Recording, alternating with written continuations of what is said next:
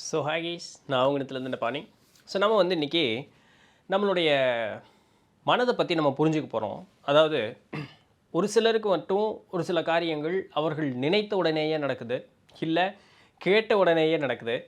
அவர்களுடைய வாழ்க்கை அவர்களுக்கு பிடித்தாற் போல் ரொம்ப மகிழ்ச்சியாக நல்லபடியாகவும் இருக்குது. ஆனால் நிறைய பேர்த்துக்கு அந்த ஒரு நிலை அப்படிங்கிறது அமையிறதே இல்லை.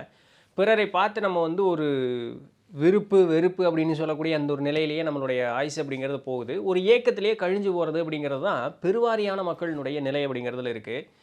இதற்கு காரணம் அப்படிங்கிறது இந்த சமுதாயமும் இந்த சமுதாயத்தை கட்டமைச்சு இந்த சமுதாயத்தை வழிநடத்தி செல்லக்கூடிய நிலையில் இருக்கக்கூடிய பல்வேறு இடத்துல இருக்கக்கூடிய ஆட்களினுடைய ஒரு சில செயல்கள்னால தான் நம்மளுடைய வாழ்க்கை இப்படி இருக்குது அப்படிங்கிறது ஆச்சரியமான தகவல் தான் இல்லைங்களா? இதிலேருந்து எப்படி வெளியே வர்றது அப்படிங்கிறதையும் நம்ம இன்றைக்கி பார்க்க போகிறோம். சரிங்களா? சரி, நான் ஒரு சில எடுத்துக்காட்டுகள் அப்படி சொல்லுறேன். அந்த சொல்லிட்டு கூடவே நாம் எப்படி இந்த எடுத்துக்காட்டில் நடக்கக்கூடிய ஆட்கள் எப்படி வெற்றி பெற்றார்களோ அதுபோல் நாமும் எப்படி வெற்றி பெற முடியும் அப்படிங்கிறதையும் சொல்கிறேன். ஸோ உங்களுக்கு ஈஸியாக இருக்கும் புரியறதுக்காக. முதல்ல பேசிக்காக ஒரு சில கான்செப்ட்ஸ் புரிஞ்சுக்குவோம். நம்ம மனசில் ரெண்டு இருக்குது. ஒன்று கான்ஷியஸ் மைண்ட், இன்னொன்று சப்கான்ஷியஸ் மைண்டுன்னு. ரெண்டுமே ஒன்று தான். பட் அதனுடைய செயல்பாடை பொறுத்து நம்ம அந்த பிரிவு அப்படிங்கிறது வச்சுருக்கோம், அவ்வளோதான். அந்த செயல்பாடு அப்படிங்கிறதுல தான் அந்த வித்தியாசம் அப்படிங்கிறது இருக்குது. மனம்ங்கிறது ஒன்று தான். பட் அந்த மனம் இரண்டு நிலையில் இருந்து வேலை செய்யுது அப்படிங்கிறதுனால அந்த நிலையை பொறுத்து அதற்கு பேர் அப்படிங்கிறது இருக்குது. ஒன்று கான்ஷியஸ் மைண்ட், இன்னொன்று சப்கான்ஷியஸ் மைண்டுன்னு சொல்லக்கூடியது. இந்த கான்ஷியஸ் மைண்ட் அப்படிங்கிறது ரேஷ்னல் மைண்டுமாங்க. அதாவது எதொன்னையும் விளக்கப்பூர்வமாக என் கண்ணு வட நான் தொட்டு பார்த்து உணர்ந்து இதுக்கு இதுதான் அர்த்தம் அப்படின்னு சொல்லக்கூடியபடி இருக்கக்கூடியது ரேஷ்னல் மைண்டுன்னு சொல்லக்கூடியது. அதுக்கு அப்படி சொன்னால் தான் புரியும், அதை அதுதான் ஏற்றுக்கவும் செய்யும். சரிங்களா? இந்த சப்கான்ஷியஸ் மைண்டு இர்ரேஷ்னல் மைண்டும்பாங்க. அதுக்கு அந்த மாதிரியெல்லாம் கிடையாது. வெள்ளைக்காக்கா பறக்குதுடா, ஆமாம் பறக்குது அப்படிங்கிறது. சரிங்களா? காலையில் ஆந்த பறக்கும் தெரியுமா, பார்த்துருக்கேன் தெரியுமா, ஆமாம் பறக்கும், நான் கூட 4 பார்த்தனே அப்படிங்கிறது. ஸோ அது இர்ரேஷ்னல். அதுக்கு இந்த மாதிரி எல்லாம் சுட்டி காட்டி உணர்த்தி அப்படியெல்லாம் ஒன்றும் இல்லை. நீங்கள் எது சொன்னீங்கனாலும் அது கேட்டுக்கும். சரிங்களா? அதனுடைய கற்பனையினுடைய வளம் அப்படிங்கிறது பயங்கரமாக இருக்கும். அது நம்மளால் விளக்கத்திற்கெல்லாம் உட்படுத்த முடியாது. அது எப்படி முடியும்? நான் இது இந்த என்ன சொல்கிறது, ஒரு கம்பளத்தில் நான் ஒரு ஆள் பறந்துட்டு இருந்தான், நான் பார்த்தேன் அப்படிங்கிறது. அது எப்படா நடக்கும் அப்படிங்கும் கான்ஷியஸ் மைண்ட். ஆனால் நான் பார்த்தேன்ல, எனக்கு தெரியும் அப்படிங்கிறது. ஸோ அந்த அளவுக்கு அதனுடைய அந்த ஒரு விளக்கத்திற்கு உட்படாத அளவுக்கு அதனுடைய அந்த ஒரு கற்பனை வளம்ங்கிறது ரொம்ப பெருசு. சரிங்களா? அது விளக்கெல்லாம் முடியாது. அதனுடைய பலமே அதுதான். சரிங்களா? சரி, இதை முதல்ல மனசில் இப்படி வச்சுக்கும். எல்லாத்துக்கும் விளக்கம் கேட்கக்கூடிய ஒரு புத்தி, எல்லா விளக்கத்திற்கும் அப்பாற்பட்டு இருக்கக்கூடியது அந்த புத்திங்கிறது ஒன்று தான். ஆனால் அது வேலை செய்யக்கூடிய நிலை இந்த 2 நிலைகளில் அது வேலை செய்யுது. இப்போ இந்த கான்ஷியஸ் மைண்ட் அப்படிங்கிறது பார்த்தீங்க அப்படின்னு சொன்னால் அது ஆப்ஜெக்டிவ் மைண்டுன்னு சொல்லுவாங்க. அது எப்படின்னா, எதை ஒன்றுமே சொன்னால் அதை சொன்னபடி அது கேட்டுக்கும், அதை சொன்னதை மட்டும்தான் செய்யும். அதாவது புலன் உணர்வுன்னு இருக்குது பார்த்தீங்களா, நமக்கு மெய்வாய் கண்மூக்கு செவின்னு சொல்கிற பாருங்க, இதன் வழியாக உணரக்கூடிய உணர்வுகளை மட்டும்தான் அது நம்பும். அதுதான் அதுக்கு உண்மை, அதுதான் அதுக்கு நிதர்சனம், அதை தவிர்த்து வேறு எதுவுமே கிடையாது அப்படின்றோம். ஆனால் நம்மளுடைய ஆழ் மனசுன்னு சொல்லக்கூடிய அந்த சப்கான்ஷியஸ் மைண்ட் அப்படியெல்லாம் கிடையாது. இந்த புலன் உணர்வுகளையும் உள்ளே வாங்கிக்கும். இதற்கு அப்பாற்பட்டு இருக்கக்கூடிய உள் உணர்வுன்னு நம்ம சொல்லுவோம் இல்லையா, நம்மளுடைய மெய்வாய் கண்மூக்கு செவிக்கு அப்பாற்பட்டும் இந்த அண்டத்தில் நிறையா இருக்குது அப்படின்னு, அது எல்லாத்தையும் உணரக்கூடியது அந்த சப்கான்ஷியஸ் மைண்ட் தான், ஆழ் மனதுன்னு சொல்லக்கூடியது. இப்போ இதில் சங்கடத்திற்குரிய விஷயம் என்ன அப்படின்னு சொன்னால், இந்த ஆழ் மனது தான் இருக்கிறதுலேயே பலசாலி. ஆனால் அவனை தான் நம்ம மதிக்கவே மாட்டோம், அவனுக்கு முக்கியத்துவமே கொடுக்க மாட்டோம், அவனுக்கு வேலையும் கொடுக்க மாட்டோம்னா பாருங்களேன். எல்லா வேலையும் இந்த ஒரு கட்டுக்குள்ளே இருக்கக்கூடிய இந்த விழிப்புணர்வுன்னு சொல்லக்கூடிய இந்த கான்ஷியஸ் மைண்டுக்கு தான் நம்ம வேலை கொடுத்துக்கிட்டே இருப்போம். இப்போ இதுக்கு ஒரு எடுத்துக்காட்டு என்ன அப்படின்னா, இப்போ ஒரு கப்பலில் போகிறோங்க. சரிங்களா? நாம் இதுதான் முதல் தடவை போகிறோம். ஆனால் அந்த மாலுமியோ பார்த்தீங்க அப்படின்னு சொன்னால் அதுதான் அவருக்கு பொழப்பே. இப்போ இந்த முதல் தடவை போகிறவர்கிட்ட போயிட்டு நீங்கள் என்ன சொல்கிறீங்க அப்படின்னு சொன்னால், இங்கே பாருப்பா, கப்பலுக்கெல்லாம் போனால் அந்த தண்ணி இப்படியே ஆடிட்டே இருக்குல்ல, கப்பல் இப்படியே ஆடிட்டே இருக்குல்ல, அதனால ஒரு மாதிரி வயிற்றை பெரட்டுமாயா, அதனால நமக்கு ஒரு மாதிரி மயக்கம் வர மாதிரி இருக்குமா, வாந்தியெல்லாம் வருமா, ஒரு மாதிரி நல்லா இருக்காதுன்னு சொல்கிறாங்க, அது என்னமோ தெரியல, கொஞ்சம் பார்த்துக்கோன்னா அவன் என்ன பண்ண வந்துடுறீங்களா, அதே நினப்பிலேயே போவான். அங்கே கப்பல் நல்லாவே போனாலுமே சரி, இவனுக்கு ஒரு மாதிரி பேர்ன்ட்டே இருப்பான். சரிங்களா? ஏன்னா அவன் உள் வாங்கிட்டான். அந்த கான்ஷியஸ் மைண்ட் என்ன பண்ணுச்சுன்னா, இப்படி தான் போகும், அப்போ இப்படி தான் இருக்குங்கிறது இந்த கான்ஷியஸ் மைண்ட் உள்ளே வாங்கணுன்னு அந்த அவனுடைய பயம், அவனுடைய ஒரு மாதிரி என்னடா இப்படியெல்லாம் நடந்துருமோ அப்படின்னு சொல்லக்கூடிய அந்த அப்படியே நேராக கொண்டு அந்த சப்கான்ஷியஸ் மைண்டில் கொண்டு திணிச்சிரும். அப்போது கப்பலில் போனால் இந்த மாதிரி வயிற்ற கலக்கும், வாந்தி வரும், தலை வலிக்கும், தலை சுற்றுங்கிறத நம்ம சொன்ன விதத்தில் சொன்னும்போது அவன் உள் வாங்கினது அப்படியே கொண்டு சப்கான்ஷியஸில் போட்டுருவான். போட்டோன்னே என்ன ஆகும், நமக்கு வந்து அந்த எல்லாம் அப்படியே கொஞ்சம் ஆடணுன்னே நமக்கு வயிற்று புரட்ட ஆரம்பிச்சிடும். இதே விஷயத்தை ஒரு மாலுமிகிட்ட போய் சொல்லுங்க பார்க்கலாம். அதுதான் பொழப்புன்னே இருக்கக்கூடியவர்கிட்ட போய் சொல்லுங்க பார்க்கலாம். அப்படியே மேலே ஏற இறங்க பார்ப்பான், ஒன்றும் சொல்ல மாட்டான், ஏற இறங்க பார்ப்பான், பேசாமல் அவன் பாட்டுக்கு அவன் வேலையை செஞ்சுட்டே இருப்பான்.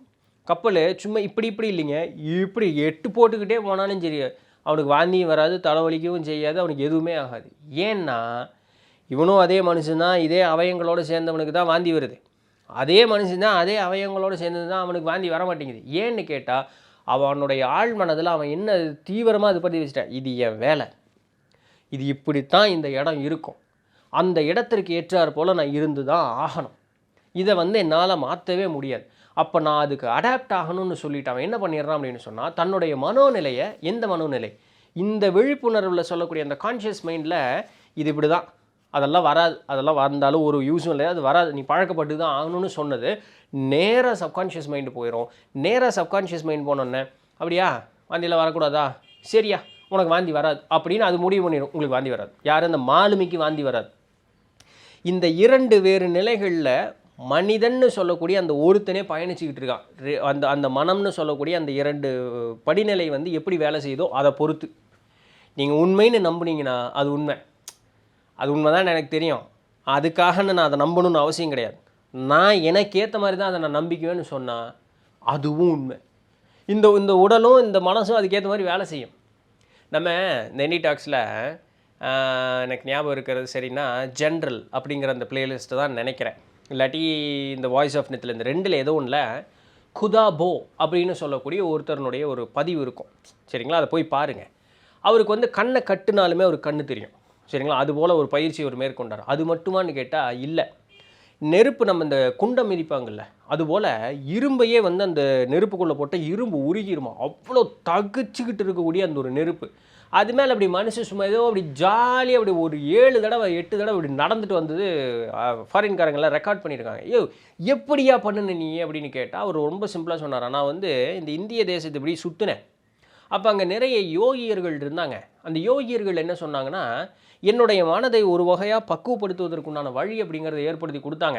இப்போ நான் அந்த நெருப்புன்னா, அந்த நெருப்பு என்னுடைய உடலை சுடுன்னு நான் பார்க்க மாட்டேன், அது ஐஸுன்னு நான் நினச்சிக்குவேன், ஐஸுன்னு நினச்சது மட்டும் இல்லாமல் அது மேலே நான் பயணம் செய்யும்போது, அது மேலே நடக்கும்போது இது பண்ணும்பொழுதும் இதமாக இருக்கிறதாக நான் நினச்சிக்குவேன், இதை நான் என்னுடைய ஆழ் மனசில் அதை நம்ப வச்ச காரணத்தினால இது நெருப்புங்கிறது எனக்கு சுடவே சுடாது, நான் அதை நெருப்பாகவே பார்க்குறதில்ல, நான் ஐஸாக தான் பார்க்குறேன், அதனால் எனக்கு அது சுடுவதில்லைன்னு சொன்னாராம்.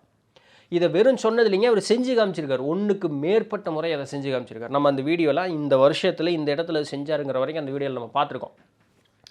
அப்போது இதெல்லாம் வெறும் பேச்சு கிடையாது, உங்களுடைய மனம் உன்னை உண்மைன்னு நம்புச்சு அப்படின்னு சொன்னால் அதுக்கு வந்து இந்த உடம்பு வேலை செய்ய ஆரம்பிச்சிடும். இப்போ இந்த உடம்பு வேலை மனத்தை பொறுத்து இந்த உடல் வேலை செய்யுதுன்னா இது 2மே ஒரு வகையான சக்தி நிலையில் நின்று தான் வேலை செஞ்சுக்கிட்டு இருக்கும். அப்போ இந்த அண்டம் எப்பேற்பட்ட சக்தியை உங்கள்கிட்ட கொண்டு வந்து சேர்க்கணும் அப்படிங்கிறது எதை பொறுத்தது? உங்களுடைய ஆழ்மனதை பொறுத்தது. இந்த ஆழ்மனதிற்கே கமாண்டு கொடுக்குறவங்க யாருன்னா இந்த கான்ஷியஸ் மைண்டு, விழிப்புணர்வுன்னு சொல்லக்கூடியது. அப்போது எல்லாமே இங்கே திருந்தணும். இப்போது ஹெட்ரோ சஜஷன் அப்படிங்கிற ஒரு வார்த்தை ஞாபகம் வச்சுக்கங்க. இந்த ஹெட்ரோ சஜஷன்னா என்னென்னா, என்னுடைய கருத்தை நான் உமக்கு சொல்லுவது அப்படிங்கிறது தான் ஹெட்ரோ சஜஷன். இதை நம்ம எங்கே பார்க்கலாம்? எல்லா இடத்துலையும் பார்க்கலாம். சின்ன வயசுலேருந்து நம்ம பார்த்துருப்போம், அதை பண்ணாத, இதை பண்ணாத, அதை பண்ணுனா அது நடக்கும், இதை பண்ணுனா இது நடக்கும், அது தப்பு, இது சரி இல்லையா, சாமி கும்பிடல சாமி கண்ணை குத்தும் இல்லையா, இதெல்லாமே சொல்லியிருப்பாங்க. உன்னால் முடியாது, நீ உருப்படாதவன், அது இதுன்னு யாருமே நல்லது சொல்லி நம்ம வாழ்ந்துருக்கவே நம்ம வாழ்க்கை பெருசாக நல்லது சொன்னது ஊக்கப்படுத்தினது மோசமாக சொன்னதுன்னு பார்த்தா இந்த நல்லது சொன்னது ஊக்கப்படுத்தினது இப்படி இருக்கும், இந்த மோசமாக சொல்லி நம்மளை அமுத்துனதுங்கிறது இப்படி மலை போல் விரிஞ்சிருக்கும். எல்லாருடைய வாழ்க்கை இப்படி தான் இருந்துக்கிட்டு இருக்கு ஏதோ ஒரு நிலையில் இல்லைங்களா. இதெல்லாம் ஏன் நடக்குதுன்னு கேட்டோம்னா, எனக்கு ஒரு தேவை, என் தேவைக்கு ஏற்றார் போல் நீ நடந்துக்கணுங்கிறதுக்காக நான் உன்னையே என் கட்டுப்பாட்டில் வச்சுக்கிறதுக்காக உனக்கு ஒரு கமாண்டை கொடுத்து உன்னை அதை நம்ப வைக்கிறேன். இது அதிகப்படியாக எங்கே பார்க்கலான்னா, மத ரீதியான இடத்துல பார்க்கலாம், அரசியல்வாதிகள் ரீதியாக பார்க்கலாம், இன்றைக்கி இருக்கக்கூடிய கால சூழலில் இந்த கலைத்துறை இருக்கு வருங்க அதன் ரீதியாக பார்க்கலாம். இந்த சமுதாயமே இன்றைக்கி உருப்படாமல் போனதுக்கு சினிமா தான் ஒரு காரணம்னு ஒரு இது இருக்குது தெரியுங்களா, அப்படி ஒரு கூற்று உண்டு தெரியுங்களா. சிந்திச்சு பாருங்கள், அது உண்மையாக இல்லைன்னு உங்களுக்கு தெரியும். அப்போது ஹெட்ரோ சஜஷன்னா என்ன, யாரோ ஒருவர் சொல்ல அது என்னுடைய மனசில் வந்து ஆழமாக பதிஞ்சிருச்சுன்னா அதன்படி நான் ஆயிடுவேன். நான் நீ ஒரு கோழை, உன்னால் முடியாது, நீ உருப்பட மாட்ட, நீ எல்லாம் வந்து தொட்டதுக்கு விளங்கவே விளங்காது, லாய்க்கு இல்லை, இதெல்லாம் கேட்டிருக்கீங்களா? யாரோ ஒருத்தர் இதில் வார்த்தையெல்லாம் நம்மக்கிட்ட பயன்படுத்துகிற மாதிரி உங்களுக்கு தோணுதா? இதை நீங்கள் நம்புறதுனால தான் இன்றைக்கு வரைக்கும் உங்களுடைய வாழ்க்கை துன்பமாகவே இருக்கும். உங்களால் வாழ்க்கையில் மேலுக்கு வர முடியாமையே இருக்குது. இதை நீங்கள் மாற்றணும், முடியும். இது தொடர்ந்து சொல்லிக்கிட்டே இருக்காங்க அப்படின்னு சொன்னாலுமே அதை நீங்கள் உள்வாங்கிக்காமல் உங்களால் அதையும் நிறுத்த முடியும். அவங்கள நிறுத்தணும்னு அவசியம் கிடையாது. அதை நீங்கள் உள்வாங்கிக்காமல் இருந்தால் போதும். என்ன பண்ணணும்? இப்போ பாருங்கள், ஒரு நபர், இந்த ஆசிரியர் எழுதுகிற ஒரு நபர் பார்த்தோம்னா, அவங்களுடைய பொண்ணுக்கு வந்து ஒரு வகையான உடல் நோய், சரிங்களா? அந்த உடல் நோய் வந்து அந்த பொண்ணுக்கு குணமாகணும்னு அவருக்கு ஒரு விருப்பம். அந்த அந்த இது என்னென்னா, ஒரு வகையான ஆர்த்ரைட்டிஸுங்க, சரிங்களா? குணப்படுத்த முடியாத ஒரு ஆர்த்ரைட்டிஸ், அந்த தோல்லையும் வந்து ஒரு வகையான துன்பம். தன்னுடைய பெண்ணுக்கு வந்து குணமாகணும் அப்படிங்கிறதுக்காக அந்த தந்தை என்ன நினைக்கிறேன்னா, என்னுடைய வலதுகை நான் கொடுக்குறேன், இந்த வலதுகையை நான் கொடுக்குறேன், என்னுடைய பெண்ணுக்கு உடல் குணமாகட்டும், ஒரு இது வேண்டுதல் மாதிரி அவருக்கு மனசுக்கே வச்சுக்கிறார். அவரும் தொடர்ந்து அது ஆழமாக, என்னுடைய வலதுகையை நான் கொடுக்குறேன், அதற்கு பதிலாக என்னுடைய பெண்ணினுடைய உடம்பு வந்து சரியாகட்டும் அப்படின்னு இந்த எண்ணம் வந்து அவர் ஊன்றி போய் ஆழமாக அவர் வந்து நினச்சிக்கிட்டே இருக்கார். திடீர்னு இருந்தாப்புல ஒரு கார் ஆக்சிடெண்ட் அப்படிங்கிறது நடக்குது. அந்த கார் ஆக்சிடெண்ட்டில் அவருடைய அந்த வலது கை வந்து தோள்பட்டையிலேருந்து அட்டிச்சு பிச்சுட்டு போயிடுச்சு. ஸோ வலது கையை முழுமையாகவே அவர் இழந்துறார். ஆச்சரியப்படுத்துறதுக்கு ஏற்றார் போல் அடுத்த நாள் அவருடைய புள்ள ரெடி ஆயிடுச்சு. ஒரு நாள் இதெல்லாம் இல்லை, அடுத்த நாள் அந்த புள்ள ரெடி ஆயிடுச்சு. குணப்படுத்த முடியாத நோயின்னு சொன்னது எப்படிங்க அடுத்த நாள் ரெடியாச்சு? இவர்களுடைய மனதனுடைய அந்த ஒரு வீரியம் இருக்குது பார்த்தீங்களா, இது பிறரையும் தாக்கும். அதை நல்லா வச்சுக்கங்க. என்னுடைய எண்ணத்தினுடைய பலம் பிறரையும் தாக்கும். ஆனால் அது எந்த அளவுக்கு நான் அதிகமாக நினைக்கிறேன்னு. இதனால தான் என்ன சொல்லுவாங்கன்னா, பெற்றோர்களோ ஆசிரியர்களோ நண்பர்களோ உற்றாரோ உறவினரோ யார் ஒருவரையும் நம்ம வந்து தாழ்த்தி பேசக்கூடாது, அவர்களை உயர்வாக பேசணும். அப்போது ஒருத்தன் வந்து தகாத காரியம் செய்கிறான் அப்படின்னு சொன்னால் அதை சுட்டி காட்டுவது தப்புன்னு சொல்ல வரல. ஒருத்தன் நிஜமாலுமே ஊக்கமானவனாக ஒருத்தர் இருக்கான், திறமைசாலியாக இருக்கான், அவனால் நமக்கு பிரச்சனைங்கிறதுனால அவனை மட்டம் தட்டுறது, இதெல்லாம் பண்ணக்கூடாதுன்னு சொல்கிறோம். ஒருத்தனுக்கு நிஜமாலுமே திறமை இல்லை, ஆனால் அவனுக்கு ஆர்வம் இருக்குது, நம்ம என்ன சொல்லணும்? அந்த ஆர்வத்தை வந்து ஊக்குவிப்பதற்கு ஏற்றார் போல் வழியை காமிச்சு கொடுத்து உன்னால் முடியும், இன்னும் முயற்சி செய்ய அப்படின்னு நம்ம சொல்லணும். அவன் அதை நம்புனான்னு வச்சுக்கோங்களேன், அவன் மிகப்பெரிய ஒரு பலசாலியாக அவன் மாறிடுவான். ஒரு பெண்மணி, அவங்களுக்கு வந்து 75 வயது மதிக்கத்தக்க பெண்மணி, ஒரு வயசு 2 வயசில் 75 வயசு. இப்போ இந்த வயது ஆகும் பொழுது நம்மளுடைய மனோநிலை, நம்மளுடைய ஞாபக சக்தி அப்படிங்கிறது குன்றும். இந்த ஒரு நிலை அப்படிங்கிறது அந்த பெண்மணிக்கும் ஏற்பட்டிருக்கு. இந்த பெண்மணி என்ன சொல்லியிருக்காங்க பாருங்கள், தினசரி அவங்க என்ன சொல்லிகிட்டு இருக்காங்கன்னா, நான் நல்லா இருக்கேன், என்னோடய ஞாபக சக்தி அப்படிங்கிறது எனக்கு வந்து முன்னேறிகிட்டே வந்துக்கிட்டே இருக்குது, முன் இருந்ததை விட எனக்கு ஞாபக சக்தி அப்படிங்கிறது நல்லா தெளிவாக இருக்குது, என்னால் எல்லாத்தையும் ஞாபகம் வச்சுக்க முடியுது, நான் நல்லபடியாக திடகாத்திரமாக நான் வந்து நல்லபடியாக இருக்கேன் அப்படின்னு சொல்லி அவர்கள் தினமும் எப்பெல்லாம் வாய்ப்பு கிடைக்கிது ஒன்றிற்கும் மேற்பட்ட இதில் பேசாமல் அப்படியே அமைதியாக ஒரு செகண்ட் உடம்பும் மனசும் அசையாமல் அப்படியே உட்காந்துட்டு இந்த ஒரு அஃபர்மேஷன் அவங்களே சொல்லிக்கிறாங்க. பின் சராசரி வேலை அப்படிங்கிறத அவங்க செய்ய ஆரம்பிக்கிறாங்க. இப்போ என்ன பியூட்டினா, சில நாட்கள் தான் கழிய அவர்களுடைய ஞாபக சக்தி அப்படிங்கிறது குன்றியது மாறி முன்னிருந்ததை காட்டிலும் பயங்கரமான ஒரு ஞாபக சக்தி கொண்டவர்களாக அவர்கள் மாறிட்டாங்க. ஒரு 75 மதிக்கத்தக்க ஒரு பெண்மணி தன்னுடைய வாழ்வில் சில நாட்களில் ஏற்படுத்தின ஒரு மாபெரும் ஒரு மாற்றம் அப்படிங்கிறது இந்த ஒரு மாற்றம். ஒரு ஆண்மகன், அவருக்கு வந்து சரியான சுடுதண்ணி, நம்ம சொல்லுவோம்ல, டேய் மூக்குக்கு மேலே கோவம் வருதுடா உனக்கு அப்படின்னு, சரியான சுடுதண்ணி. அந்த சுடுதண்ணி பார்த்தீங்க அப்படின்னு சொன்னால் அவர் என்ன பண்ணுறாருனா, எனக்கு எந்த விதமான இந்த மாதிரி கோவம்லாம் எனக்கு வர்றதில்லை, நான் வந்து ஒரு அன்பானவன், ஆரோக்கியமானவன், பிறர் வந்து என்னுடன் வந்து அண்டி நல்லபடியாக சிரித்து பேசுகிறதுக்கு ஏற்றார் போல் குணநலம் கொண்டவன் சொல்லி தனக்கு தானே இதை சொல்ல ஆரம்பிக்கும் பொழுது அவர்கிட்ட இருந்து அந்த ஷார்ட் டெம்பர்னு சொல்லக்கூடிய அந்த சுடுதண்ணி தன்மை அப்படிங்கிறது முழுமையாக அவர்கிட்ட இருந்து நீங்கி அவர் எப்படி விருப்பப்பட்டாரோ அதற்கேற்றார் போலவே அவருடைய சூழல் அப்படிங்கிறது மாறிடுச்சு அப்படிங்கிறாங்க. அடுத்தது பாருங்கள், இந்த மாதிரி ஒரு சில எக்ஸாம்பிள்ஸ் எல்லாம் சொல்கிறேன். அடுத்தது பாருங்கள், ஒரு நான் முன்ன சொன்ன மாதிரி அந்த நெகட்டிவ் சஜஷன்ஸ் வந்து நம்ம வந்து ஏற்றுக்கக்கூடாது அப்படின்னு சொல்லிட்டு ஒரு பேப்பர் எடுத்து பார்க்குறோம். அந்த பேப்பர் எடுத்து பார்க்கும்போது இன்றைக்கி நியூஸ் பார்க்குறோம், பேப்பர் பார்க்குறோம், நிறைய பேர் இந்த அரங்கங்கள் ஏதோ இருக்கே, இந்த சாயங்கால நேரத்தில் டிவியில் வருமே, அந்த மாதிரியெல்லாம் பார்க்குறோன்னு பார்த்துங்களேன். இப்படி பார்க்கும்பொழுது நிறைய நெகட்டிவான விஷயங்கள் தான் வரும். இது நீங்கள் உள்வாங்கிக்க ஆரம்பிச்சிங்கன்னா உங்களுடைய உடல்நிலையிலிருந்து மனோநிலையிலிருந்து ஊக்கப்படக்கூடிய அந்த ஒரு குணத்திலிருந்து எல்லாமே பாதிச்சிடும். இப்போ இதுபோல் இது எதுனா the power of subconscious mind, doctor Joseph Murphy அவருடைய நூலில் தான் இந்த செய்திகளில் இருக்குது. நான் அதான் உங்களுக்கு சொல்லிகிட்டு இருக்கேன். அவர் எல்லாத்தையும் இது ரெக்கார்டிங்காக சொல்லியிருக்கார், இந்த வருஷத்தில் இது நடந்தது. நான் அதெல்லாம் அவ்வளோ டீட்டெயில்டு விட்டுட்டேன்.